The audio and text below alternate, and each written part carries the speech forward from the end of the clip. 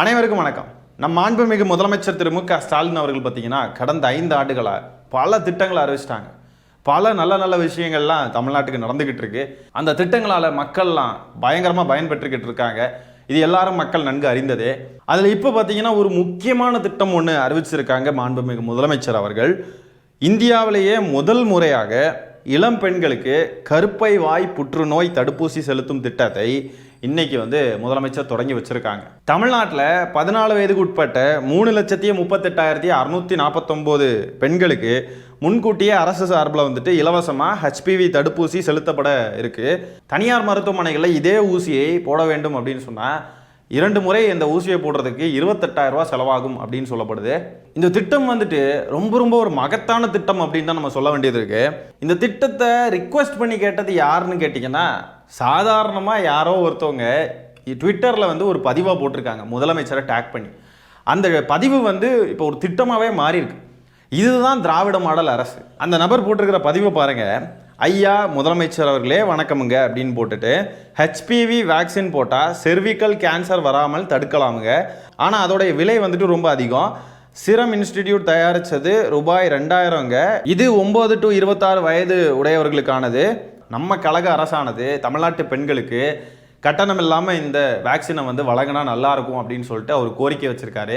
அதை நோட் பண்ணி வச்சுக்கிட்டு நம்ம மாண்புமிகு முதலமைச்சர் அவர்கள் இதை இப்போ ஒரு திட்டமாக அறிவிச்சிருக்காங்க. அதுக்கு அவர் ரிப்ளையும் போட்டிருக்காரு. அந்த பதிவு போட்ட நபர், தங்கமே நீங்கள் நீடூழி வாழணும் சாமி அப்படின்ற ஒரு பதிவை போட்டிருக்காரு. பார்க்கவே அவ்வளோ மகிழ்ச்சியாகவும் நெகிழ்ச்சியாகவும் இருக்குங்க.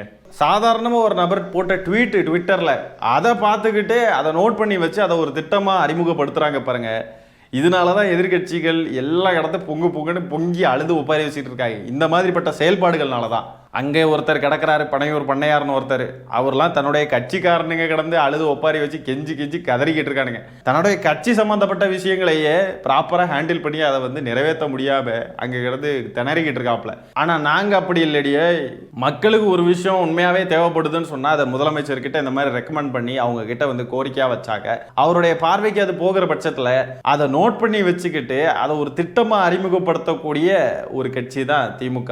நீங்கள் வேணா பாருங்களேன், இந்த திட்டத்துக்கும் 1008 நொட்டா சொல்லிக்கிட்டு குறை சொல்லிக்கிட்டு வருவானுங்க. ஏதாவது நடக்கும் பாருங்க. அந்த திட்டம் எவ்வளோ நல்ல திட்டம், எவ்வளோ மகத்தான திட்டம், அதெல்லாம் பார்க்க மாட்டாங்க. அதில் ஏதாவது ஒரு குறை இருக்கும். எல்லா திட்டத்திலையும் ஒரு குறை இருக்கும் தான். குறை இல்லாமல் எதுவுமே நடக்காது. ஆனால் அந்த திட்டத்துடைய நோக்கத்தெல்லாம் இவனுங்க பார்க்க மாட்டானுங்க. கண்டிப்பாக இதை குறை சொல்ல தான் போகிறானுங்க. எதையுமே இவனுங்க பாராட்ட போகிறது கிடையாது. அதனால பயன்பெறக்கூடிய மக்கள் மனதார அதை பயன்படுத்திக்கிட்டு அவங்க பாராட்டுனா போதும். நாங்கள் இப்போவும் சொல்கிறோம், உங்களுக்கு உங்கள் புருஷனை விட உங்களுக்கு விஜயை தான் ரொம்ப பிடிச்சாலும் பரவாயில்ல, எந்த கட்சிக்காரங்களாக இருந்தாலும் பரவாயில்ல, யாராக இருந்தாலும் பரவாயில்ல, உங்கள் ஈகோ, அரசியல் ஈகோ எல்லாத்தையும் தள்ளி வச்சுக்கிட்டு 14 வயசுக்கு உட்பட்ட பெண்கள் உங்கள் வீட்டில் இருக்காங்க, குழந்தைங்க இருக்காங்கன்னு சொன்னாக்க அவங்களுக்கு சீக்கிரமாக போய் இந்த ஊசியாக போடுங்க. எந்த கட்சி சார்புடைய நபராக இருந்தாலும் எல்லாருமே தமிழ்நாட்டுக்காரங்க தான். அந்த அக்கறையிலையும் உரிமையிலையும் தான் சொல்கிறோம், கேட்டுக்கோங்க. இது திமுக கொடுக்கக்கூடிய விஷயம், அதனால் நாங்கள் யூஸ் பண்ண மாட்டோம் அப்படின்னு நீங்கள் என்ன தான் உதறி விட்டாலும் திமுக அரசு உங்களுக்காக தான் எல்லாமே பண்ணும். நீங்கள் என்ன தான் குறை சொன்னாலும், நீங்கள் என்ன தான் திட்டினாலும் திமுக அரசு மக்களுக்கானது தான். நீங்கள் லேப்டாப்பை கொடுத்தா லேப்டாப்பில் இருக்கிற முதலமைச்சர் ஃபோட்டோவை கீச்சு அதில் வால்பேப்பரை மாற்றுறது, அதை ஏதாவது திட்டுறது, அது இதுன்னு சொல்லிட்டு குறை சொல்லிக்கிட்டு இருக்கிறது, நீங்கள் என்ன வேணால் பண்ணுங்க.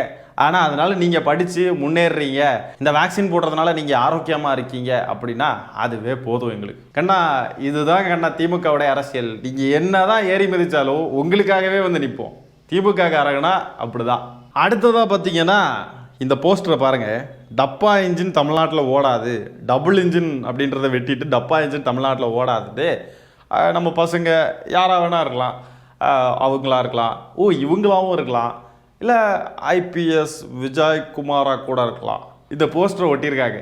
இந்த போஸ்டரை பார்த்துலேருந்து அடிமைகள் சங்கிகள்லாம் அலர்னு அலறிக்கிட்டு இருக்கானுங்க. அதில் 2 இளைஞர்கள் வீடியோ போட்டிருக்கானுங்க.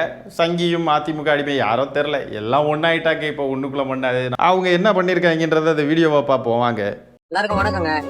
ரோம்பேட்டு பேருந்து நிலையம் இந்த இடத்துல பார்த்தீங்கன்னா போஸ்டர்ல டபுள் இன்ஜின் போட்டு அதை அடிச்சு டப்பா இன்ஜின் போட்டு முன்னாள் தமிழகத்தினுடைய முன்னாள் முதல்வர் இப்போதைய பிரதமர் யாருன்னா சக்சஸ்ஃபுல் பிரதமர் இந்தியாவோட இது வரைக்கும் இருக்கிற வேர்ல்டு கண்ட்ரிஸ்க்கு இந்தியாவை ரொம்ப வெளியே கொண்டு போனது இவர் தான். இந்தியாவை ரொம்ப வெளியே கொண்டு போயிருக்காரு. ரொம்ப வெளியே என்னடா பேசுறீங்க? சக்சஸ்ஃபுல் பிரதமரா? என்ன சக்சஸ்? என்னடா சங்கிகள்லாம் எப்படி இருக்கானுங்க பாருங்களேன், ஜென்சி தலைமுறைகளை பார்க்கவே அப்படியே நரம்பெல்லாம் வந்து அப்படியே இதாவது அப்படியே ஒரு மாதிரி சுறுசுறுன்னு ஏறுதுங்க. சக்ஸஸ்ஃபுல் பிரதமராமே, என்ன சக்ஸஸ்ஃபுல்? மணிப்பூர் பத்திக்கிட்டு எரியுது, 1008 பிரச்சனை இருக்கு, 1008 பிரச்சனை இருக்கு. 1008ன்றத ஒரு ஊமைக்கு தான் சொன்னேன், 1008 இல்லை, பல்லாயிரக்கணக்கான பிரச்சனை இருக்கு. சக்சஸ்ஃபுல் பிரதமராமே, வெளிநாடுகளுக்கெல்லாம் போனாக்க இங்கிலீஷ் கூட பேச தெரியலன்னு கேவலமா பார்க்குறாங்க.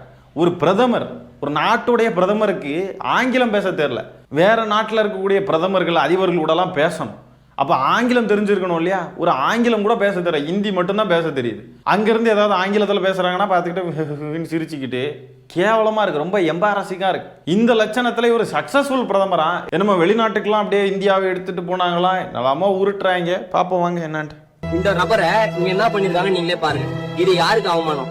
தமிழகத்திற்கு அவமானமா அப்படின்னு பாத்தீங்கன்னா இல்ல, இது இந்தியாவுக்கே அவமானம். உலக அளவுல இந்தியாவின் பெயரை தூக்கி பிடிச்ச ஒரு பிரதமர் இந்த மாதிரி போட்டிருக்காங்கன்னா இவர்களுக்கு தேவை என்னதுன்னா, இவங்களுக்கு மக்களோட நலன் தேவையில்லை. இது யாருக்கு அவமானம்? இது தமிழ்நாட்டுக்கு அவமானமா? இது இந்தியாவுக்கே அவமானங்க. ஏன்னா உலக அளவில் இந்த போஸ்ட் வந்து ட்ரெண்ட் ஆகிட்டு இருக்கு, எல்லாருமே எடுத்து யூஸ் பண்றாங்க. அவங்க ஊர்களில் Germany, France, Russia, Ukraine, United kingdom, அங்கங்க எல்லா இடத்துலையும் பார்த்தீங்கன்னா தெருக்கல்ல இந்த போஸ்ட் இப்போ ஒட்டப்பட்டிருக்கு. தமிழ்நாட்டில் ஒட்டி இருக்காங்க. கேவலம் பொறுக்க முடியாம அழுறீங்கன்னு சொல்லுங்க. உலகம் ஃபுல்லா இப்போ கேவலப்பட்டாராம் பிரதமர். ஏற்கனவே கேவலப்பட்டுட்டு தான் இருக்காரு. அது வந்து நம்மெல்லாம் கேவலப்படுத்தல, அவங்களாவே கேவலப்பட்டுக்கிறாங்க. ஆங்கிலம் பேச தெரியல, ஒண்ணுமே தெரியல, பேன்னு முழிச்சுக்கிட்டு வராப்புல, பொம்மை மாதிரி போயிட்டு வராப்புல. இதுல ஏதோ இந்தியாவை தூக்கி நிப்பாட்டின பிரதமரா, இந்தியாவை தூக்கி ஆமா நல்லா தூக்கி நிப்பாட்டியிருக்காரு. $1 இந்திய மதிப்பு எவ்வளவு தெரியுமா? 91 ரூபா 56 பைசா. நல்லா தூக்கி நிப்பாட்டியிருக்காரு சூப்பரா. சக்சஸ்ஃபுல் பிரதமர்னு சொல்றானுங்கல்ல, அதுதான் சக்சஸ். பார்த்தீங்கல்ல, $1 91 ரூபா 56 பைசாவுக்கு மாறி இருக்கு. அவ்வளோ பெரிய சக்சஸ் அடைஞ்சிருக்கோம் பாருங்க. தற்குறி அடிமை சங்கிகள் எத்தனையோ பேர் இன்னைக்கு அவரால் வாழறான். நீங்க இந்த மாதிரி பண்றீங்க அப்படின்னா இல்ல ஒன்றும் புரியல. உங்களுக்குலாம் எதுவுமே புரியாது. நியாயமா பார்த்தா நீங்க தாவேக்கால தானே இருக்கணும், நீங்க எப்படி அங்க இருக்கீங்க? எல்லாம் ஒன்று தான் இல்லையா? எதுவுமே புரியாது அப்படின்னு சொன்னதுனால நான் தாவேக்கா தவிட்டு தற்கொலைகள்னு நினைச்சிட்டேன். உங்களுக்கு எதுவுமே புரியாதுன்றதும் எனக்கு புரியுது. சங்கி அடிமைகளா இந்த பசங்களுக்கு பார்த்தீங்கன்னா இந்த விமர்சனம் பண்ணுறதை ஏற்றுக்கிற பக்குவமே இல்லைங்க. அந்த போஸ்டரில் என்ன இருக்கு? பிரதமர் மோடி அவர்கள், எதிர்க்கட்சி தலைவர் எடப்பாடி பழனிசாமி அவர்கள் எல்லாரும் சேர்ந்து ஒரு இன்ஜினில் வராங்க, ரயிலில் வராங்க, டப்பா இன்ஜின் அப்படின்னு சொல்லிட்டு மென்ஷன். இதை கூட ஏற்றுக்க முடியல, கதன்னு கதறானுங்க. எங்களுக்கு எதுவும் புரியலை, எங்கள் பாரத பிரதமர் அடிக்கிறது இப்படி சொல்கிறீங்க, அவர் எவ்வளோ சக்ஸஸ்ஃபுல்லான பிரதமர் தெரியுமா, எதிர்க்கட்சி தலைவர் நீங்கள் இப்படி பண்ணுறீங்க அழுகுறானுங்க. அரசியல் இதெல்லாம் சகஜமாப்பா, எதுக்குடா ஆள்றீங்க? ஒப்பாரி வச்சுக்கிட்டு இருக்கீங்க தற்குறிகளா? இப்படி வரிஞ்சுக்கிட்டு வந்து நிற்கிறானுங்களே, இவனுங்க சொல்லக்கூடிய பிரதமர் இருக்கார் இல்லையா, பிரதமருக்கு தமிழ் தெரியாது, அப்புறம் எதுக்குடா எவ்வளோ கூவுறீங்க? அந்த எடப்பாடி பழனிசாமியார் அவர்களுக்கு திருக்குறள் தெரியாது, வரலாறு தெரியாது. அதெல்லாம் அறிஞர்களுடைய விஷயங்கள், அதெல்லாம் நமக்கு அதெல்லாம் நல்லா தெரிஞ்சவங்க கிட்ட போய் கேளுங்க அப்படின்ற ஒரு நபர். இந்த லட்சணத்தில் இருக்கக்கூடிய 2 பேருக்கு அவங்க எவ்வளோ பெரிய ஆளு தெரியுமா, அவங்க யார் தெரியுமா, அவங்களுக்கு இப்படிலாம் போடக்கூடாது தெரியுமா அப்படின்ட்டு அழுதுகிட்டு இருக்கானுங்க. ஆனால் ரொம்ப பரிதாபமாக இருக்குது இவனுங்கெல்லாம் பார்த்தாக்க. இந்த வயசுலேயே சங்கியாக டிரான்ஸ்ஃபார்ம் ஆகி தமிழ்நாட்டில் நிறைய சங்கிகளை உருவாக்கி வச்சுருக்கானுங்க. சங்கி பயலுக. தாவேக்கா கட்சி அதே தான், சங்கிகள் அத்தனை பேரும் சங்கிகளாக இருக்கானுங்க பாருங்க. சே, இந்த அதிமுக, தாவேக்கா, பாஜகவில் ஆதரிக்கக்கூடிய இளைஞர்களை எல்லாம் பார்த்தா வச்சு நாம் தமிழர் எப்படி மிஸ் பண்ணுறோம்? இவங்க எல்லாரையும் பார்த்தீங்கன்னா பொட்டன்ஷியலான சங்கிகளாக இருக்கானுங்க.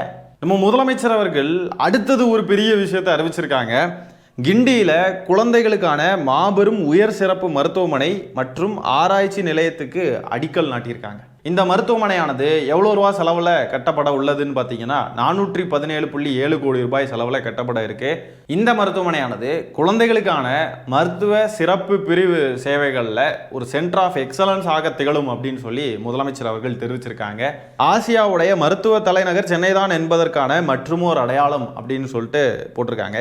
இந்த ஒரு அறிவிப்பை வெளியிட்ட முதலமைச்சர் அவர்களுக்கு நம்ம முதல்ல ஒரு நன்றியை தெரிவிச்சுக்கலாம். திமுக ஆட்சி காலத்தில் கடந்த 5 ஆண்டுகளில் பார்த்தீங்கன்னா பல சிறப்பு மருத்துவமனைகளை உருவாக்கிக்கிட்டே இருக்காங்க.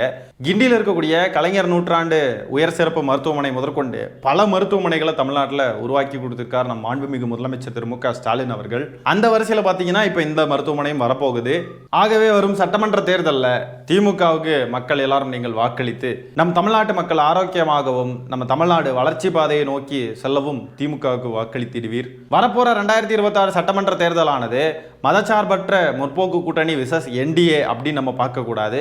தமிழ்நாடு விசஸ் என்டிஏ அப்படின்னு தான் நம்ம பார்க்க வேண்டியது இருக்குன்னு சொல்லி முதலமைச்சர் அவர்கள் சொல்லியிருந்தாங்க. அத்தனை எதிரிகளும் அத்தனை துரோகிகளும் ஒன்னா சேர்ந்து கை கோர்த்துக்கிட்டு வராங்க. வரலாறு காணாத அளவுக்கு இவங்கெல்லாம் வந்துட்டு தோல்வி அடையணும். நம்ம தமிழ்நாட்டு மக்கள் அவர்களை ஓட ஓட விரட்ட வேண்டும். அது அதிமுக இருந்தாலும் சரி, நீ அங்கே கூட்டணி வச்சேன்னா இங்கே வாய்ப்பே கிடையாது ராஜா அப்படின்னு அவங்களெல்லாம் ஓட ஓட விரட்டணும். இடையில இந்த அல்லு செல்லுகள் அதுகளெல்லாம் அப்படியே லெஃப்ட் ஹேண்டில் டீல் பண்ணிட்டு போக வேண்டியதுதான். திராவிட மாடல் ஆட்சி 2.0 நடக்கிறப்போ பார்த்தீங்கன்னா இன்னும் பல விஷயங்கள் நம்ம மக்களுக்கு கிடைக்கும். திமுகவுடைய தேர்தல் அறிக்கையில் இருக்கக்கூடிய விஷயங்களை தான் முதலமைச்சர் அவர்கள் நிறைவேற்றுவாங்க அப்படின்லாம் கிடையாது. நம்ம ஏற்கனவே பார்த்துருப்போம், 2021 தேர்தலில் அறிவித்த வாக்குறுதிகளையும் நிறைவேற்றிருக்காங்க, அறிவிக்காத பல வாக்குறுதிகளை நிறைவேற்றிருக்காங்க. இப்போ நம்ம சொல்லணும்னா அன்பு கரங்கள் திட்டம், அது இதுன்னு நம்ம நிறைய திட்டங்களை எடுத்து சொல்லலாம். அதெல்லாம் அறிவிக்கவே இல்லை. திமுக சொன்னதையும் செய்யும், சொல்லாததையும் செய்யும். ஆகவே 2026 தேர்தலுக்கான வாக்குறுதிகள்லாம் திமுக சைட்லேருந்து வரட்டும். அது என்னென்ன வாக்குறுதிகள்லாம் சொல்லியிருக்காங்கன்னு பாருங்க. அதில் கண்டிப்பாக நிறைய நல்ல நல்ல விஷயங்கள்லாம் இருக்கும். 2021 தேர்தலில் ஜெயிச்ச உடனே பார்த்தீங்கன்னா முதலமைச்சர் அவர்கள் பெண்களுக்கான கட்டணமில்லா பேருந்து சேவை, மகளிர் உரிமை தொகை, அது இதுன்னு பல விஷயங்களை அறிவிச்சாங்க. அந்த மாதிரி திட்டங்கள்லாம் மக்களால் எந்த அளவுக்கு போற்றப்பட்டுச்சோ அதை விட பல மடங்கு மக்களுக்கு பயன்பெறக்கூடிய திட்டங்கள் இந்த தேர்தலில் வர நிறையவே வாய்ப்புகள் இருக்குது. சரி மக்களே, இந்த காணொலியை நான் இத்துடன் நிறைவு செய்து கொள்கிறேன். நன்றி, வணக்கம்.